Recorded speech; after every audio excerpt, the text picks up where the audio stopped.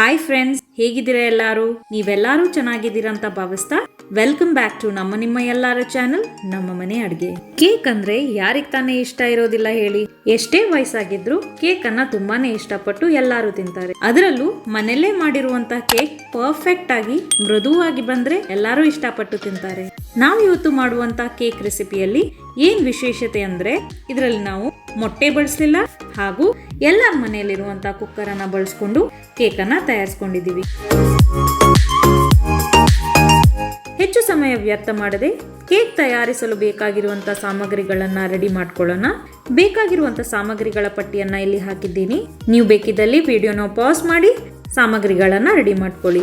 ಮೊದಲಿಗೆ ನಾವು ಒಂದು ಸಣ್ಣ ಮಿಕ್ಸಿ ಜಾರ್ ತಗೊಂಡು ಕೇಕ್ ಮಾಡಲು ಬೇಕಾಗಿರುವಂತಹ ಸಕ್ಕರೆಯನ್ನ ಪುಡಿ ಮಾಡ್ಕೊಳ್ಳೋಣ. ಇಲ್ಲಿ ನಾನು 1 ಕಪ್ ಅಷ್ಟು ಸಕ್ಕರೆಯನ್ನು ಉಪಯೋಗಿಸಿದ್ದೇನೆ. ಈ ಸಕ್ಕರೆಯನ್ನ ನಾವು ಚೆನ್ನಾಗಿ ಪುಡಿ ಮಾಡಿಟ್ಕೊಂಡು ತೆಗೆದಿಟ್ಕೊಳ್ಳೋಣ.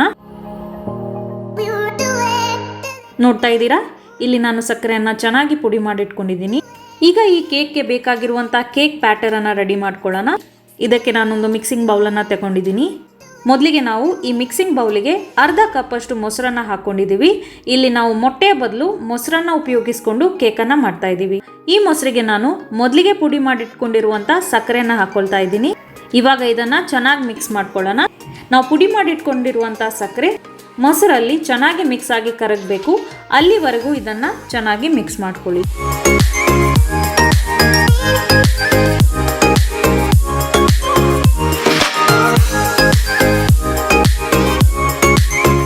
ಇದು ಚೆನ್ನಾಗಿ ಮಿಕ್ಸ್ ಆದ ನಂತರ ನಾನಿಲ್ಲಿ 1 ಟೀ ಸ್ಪೂನ್ ಅಷ್ಟು ವೆನಿಲಾ ಎಸೆನ್ಸ್ ಅನ್ನು ಹಾಕೊಳ್ತಾ ಇದ್ದೀನಿ.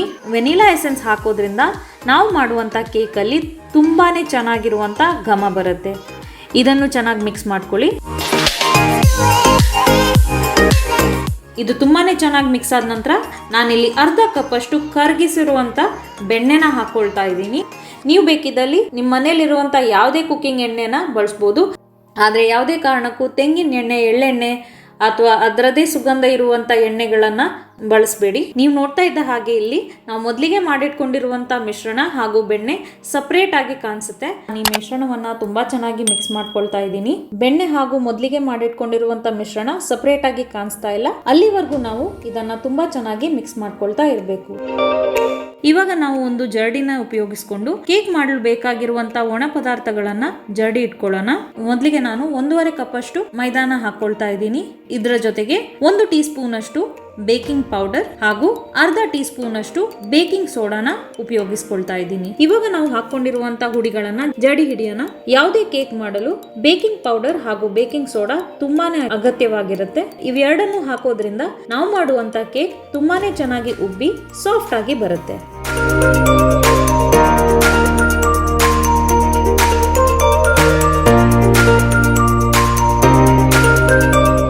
ಇವಾಗ ಕೊನೆಯದಾಗಿ ನಾನು 1/4 ಕಪ್ ಅಷ್ಟು ಹಾಲನ್ನ ತಗೊಂಡಿದ್ದೀನಿ. ನೋಡ್ತಾ ಇದ್ದೀರಾ, ಇಲ್ಲಿ ನಾನು ಸ್ವಲ್ಪ ಹಾಲನ್ನ ಹಾಕೊಂಡು ಮೊದಲಿಗೆ ಕೇಕ್ ಬ್ಯಾಟರ್ ಅನ್ನ ಮಿಕ್ಸ್ ಮಾಡ್ಕೊಳ್ತಾ ಇದ್ದೀನಿ. ನಾನು ಈ ಕೇಕ್ ಬ್ಯಾಟರ್ ರೆಡಿ ಮಾಡ್ಕೊಳ್ಳುವಾಗ ಸ್ವಲ್ಪನೇ ಹಾಲನ್ನ ಹಾಕೊಂಡು ಕೇಕ್ ಬ್ಯಾಟರ್ ಅನ್ನ ರೆಡಿ ಮಾಡ್ಕೊಳ್ತಾ ಇದ್ದೀನಿ. ನೀವು ನೋಡ್ತಾ ಇದ್ದ ಹಾಗೆ ನಾನು ಇಲ್ಲಿ ಕೇಕ್ ಬ್ಯಾಟರ್ಗೆ ಹಾಲು ಹಾಕಿದ ತಕ್ಷಣ ಇಲ್ಲಿ ಗಂಟುಗಳಾಗ್ತಾ ಇವೆ. ಆದ್ರೆ ಯಾವುದೇ ಭಯ ಬೇಡ. ನಾವು ಈ ಕೇಕ್ ಬ್ಯಾಟರ್ ಅನ್ನ ಚೆನ್ನಾಗಿ ಮಿಕ್ಸ್ ಮಾಡ್ತಾ ಗಂಟುಗಳು ಹೊಡೆದು ಒಳ್ಳೆ ಕೇಕ್ ಬ್ಯಾಟರ್ ರೆಡಿ ಆಗುತ್ತೆ. ನೋಡ್ತಾ ಇದ್ದೀರಾ, ನಾನಿಲ್ಲಿ ಎಷ್ಟು ಚೆನ್ನಾಗಿ ಕೇಕ್ ಬ್ಯಾಟರ್ ಅನ್ನ ಮಿಕ್ಸ್ ಮಾಡ್ತಾ ಇದ್ದೀನಿ ಅಂತ. ಕೇಕ್ ಮಾಡುವಾಗ ಇದನ್ನ ತುಂಬಾನೇ ಚೆನ್ನಾಗಿ ಮಿಕ್ಸ್ ಮಾಡ್ಕೊಳ್ತಾ ಇರಬೇಕು. ನೋಡ್ತಾ ಇದ್ದೀರಾ, ಇಲ್ಲಿ ನಾನು ಕೇಕ್ ಬ್ಯಾಟರ್ನ ಕನ್ಸಿಸ್ಟೆನ್ಸಿನ ತೋರಿಸ್ತಾ ಇದ್ದೀನಿ. ನೀವು ನೋಡ್ತಾ ಇದ್ದ ಹಾಗೆ ನಾನಿಲ್ಲಿ ಕೇಕ್ ಬ್ಯಾಟರ್ ಅನ್ನ ಎತ್ತಿದಾಗ ಅದು ಫೋಲ್ಡ್ ಹಾಕೊಂಡು ಉದುರ್ತಾ ಇದೆ. ನೀವು ನೋಡ್ತಾ ಇದ್ದ ಹಾಗೆ ನಾನಿಲ್ಲಿ ಕೇಕ್ ಬ್ಯಾಟರ್ ಅನ್ನ ಜೇನಿನ ಕನ್ಸಿಸ್ಟೆನ್ಸಿ ಎಷ್ಟು ತಗೊಂಡು ಬಂದಿದ್ದೀನಿ. ನಾನು ತೋರಿಸುವಂತ ರೀತಿಯಲ್ಲಿ ಕೊನೆಯದಾಗಿ ಈ ಕೇಕ್ ಅನ್ನ ಕಟ್ ಅಂಡ್ ಫೋಲ್ಡ್ ಮೆಥಡ್ ಅಲ್ಲಿ ಮಿಕ್ಸ್ ಮಾಡ್ಕೊಳ್ಳಿ. ನೀವು ಇದೇ ರೀತಿಯಾಗಿ ಕೇಕ್ ಅನ್ನ ಮಿಕ್ಸ್ ಮಾಡಿಕೊಂಡು ಈ ಕನ್ಸಿಸ್ಟೆನ್ಸಿಗೆ ಕೇಕ್ ತಗೊಂಡು ಬಂದಿದ್ದಲ್ಲಿ ನಿಮ್ ಕೇಕು ತುಂಬಾನೇ ಚೆನ್ನಾಗಿ ಬರುತ್ತೆ. ಇವಾಗ ನಾನು ಈ ಕೇಕ್ ಅನ್ನ ಬೇಯಿಸ್ಕೊಳ್ಳೋದಕ್ಕೋಸ್ಕರ ಬೇಕಾಗಿರುವಂತ ಒಂದು ದೊಡ್ಡ ಕುಕ್ಕರ್ ಅನ್ನು ಉಪಯೋಗಿಸ್ಕೊಂಡಿದ್ದೀನಿ. ನಾನು ಈ ಕುಕ್ಕರ್ ಒಳಗೆ ಒಂದು ಚಿಕ್ಕ ಸ್ಟೀಲ್ ಕಪ್ ಅನ್ನ ಇಟ್ಕೊಂಡಿದ್ದೀನಿ.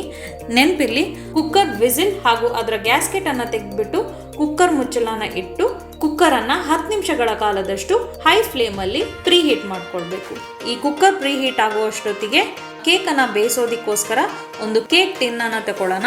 ಈ ಕೇಕ್ ಟಿನ್ ಅನ್ನ ಬೆಣ್ಣೆ ಹಾಕ್ಬಿಟ್ಟು ಪೂರ್ತಿಯಾಗಿ ಸವರ್ಕೊಳ್ಳೋಣ. ನೀವು ಬೇಕಿದ್ದಲ್ಲಿ ಬೆಣ್ಣೆಯ ಬದಲು ಎಣ್ಣೆ ಅಥವಾ ತುಪ್ಪನೂ ಹಾಕೊಳ್ಬಹುದು. ನಿಮ್ಮಲ್ಲಿ ಬಟರ್ ಪೇಪರ್ ಇದ್ದರೆ ಅದನ್ನು ಹಾಕ್ಕೊಳ್ಬೋದು. ಬೆಣ್ಣೆನ ಚೆನ್ನಾಗಿ ಕೇಕ್ ಟಿನ್ ಒಳಗಡೆ ಸವರಿದ ನಂತರ ಇದ್ರ ಮೇಲೆ ನಾನು ಮೈದಾ ಹುಡಿನ ಉದುರಿಸ್ಕೊಳ್ತಾ ಇದ್ದೀನಿ. ಮೈದಾ ಹುಡಿನ ಕೇಕ್ ಟಿನ್ ಒಳಗೆ ಸಂಪೂರ್ಣವಾಗಿ ಉದುರಿಸ್ಕೊಂಡು ಅದರಲ್ಲಿರುವಂಥ ಎಕ್ಸ್ಟ್ರಾ ಹುಡಿನ ತೆಗೆದಿಟ್ಕೊಳ್ತಾ ಇದ್ದೀನಿ. ಇದರಿಂದ ಕೇಕ್ ಬೆಂದ ನಂತರ ಅದನ್ನ ಅನ್ಮೋಲ್ಡ್ ಮಾಡುವಾಗ ಯಾವುದೇ ಕಷ್ಟ ಇಲ್ಲದೆ ಚೆನ್ನಾಗಿ ಕೇಕ್ ಅನ್ಮೋಲ್ಡ್ ಆಗುತ್ತೆ. ಇವಾಗ ನಾವು ಮೊದಲಿಗೆ ಮಾಡಿಟ್ಕೊಂಡಿರುವಂತ ಕೇಕ್ ಬ್ಯಾಟರ್ ಅನ್ನ ಕೇಕ್ ಟಿನ್ ಒಳಗಡೆ ಹಾಕೊಳ್ಳೋಣ.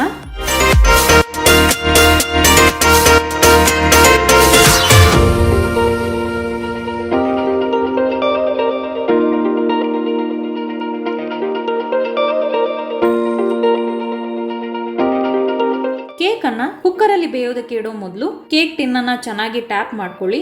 ಇದರಿಂದ ಕೇಕಲ್ಲಿರುವಂಥ ಯಾವುದೇ ಏರ್ ಬಬಲ್ಸ್ ಒಡೆದು ಕೇಕ್ ತುಂಬಾನೇ ಚೆನ್ನಾಗಿ ಸಮವಾಗಿ ಬೇಯುತ್ತೆ.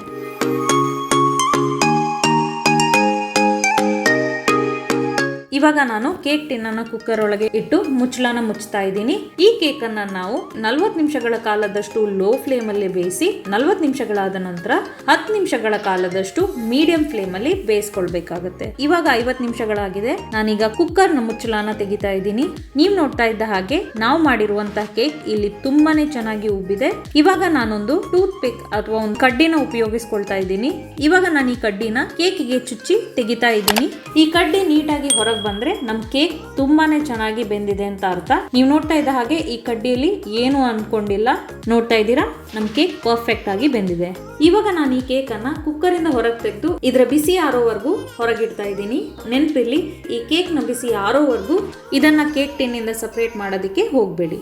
ಇವಾಗ ಒಂದು 10-20 ನಿಮಿಷಗಳ ನಂತರ ನಾನೊಂದು ನೈಫ್ ಅನ್ನ ಯೂಸ್ ಮಾಡಿಕೊಂಡು ಕೇಕ್ ಅನ್ನ ಕೇಕ್ ಟಿನ್ ಇಂದ ಸಪರೇಟ್ ಮಾಡ್ಕೊಳ್ತಾ ಇದ್ದೀನಿ.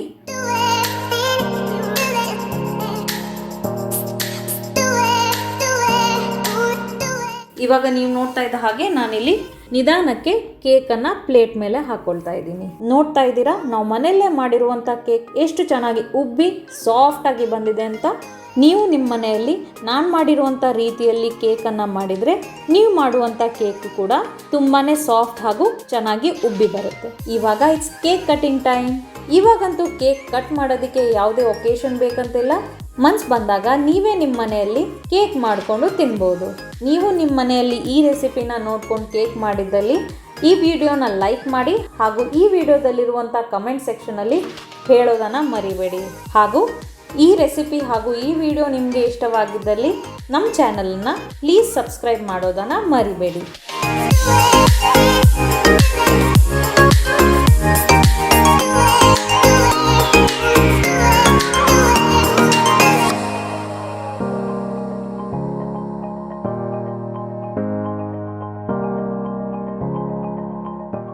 ನಾನು ಮಾಡುವಂಥ ರೆಸಿಪಿಗಳನ್ನು ನೀವು ನೋಡಲು ಇಚ್ಛಿಸಿದ್ದಲ್ಲಿ ನಮ್ಮ ಚಾನಲ್ ನಮ್ಮ ಮನೆ ಅಡುಗೆಗೆ ಸಬ್ಸ್ಕ್ರೈಬ್ ಮಾಡ್ಕೊಳ್ಳಿ ಹಾಗೂ ಅದರ ಪಕ್ಕದಲ್ಲಿರುವಂಥ ಗಂಟೆ ಚಿಹ್ನೆಯನ್ನು ಪ್ರೆಸ್ ಮಾಡಿಕೊಂಡು ಅದರಲ್ಲಿ ಬರುವಂಥ ಆಲ್ ಆಪ್ಷನನ್ನು ಸೆಲೆಕ್ಟ್ ಮಾಡ್ಕೊಳ್ಳಿ. ನೀವು ಈ ರೆಸಿಪಿನ ಟ್ರೈ ಮಾಡಿದ್ದಲ್ಲಿ ಈ ವಿಡಿಯೋನ ಲೈಕ್ ಮಾಡಿ ಹಾಗೂ ನಿಮಗೂ ಈ ರೆಸಿಪಿ ಇಷ್ಟವಾಗಿದ್ದಲ್ಲಿ ಕಮೆಂಟ್ ಮೂಲಕ ತಿಳಿಸಿ. ಧನ್ಯವಾದಗಳು.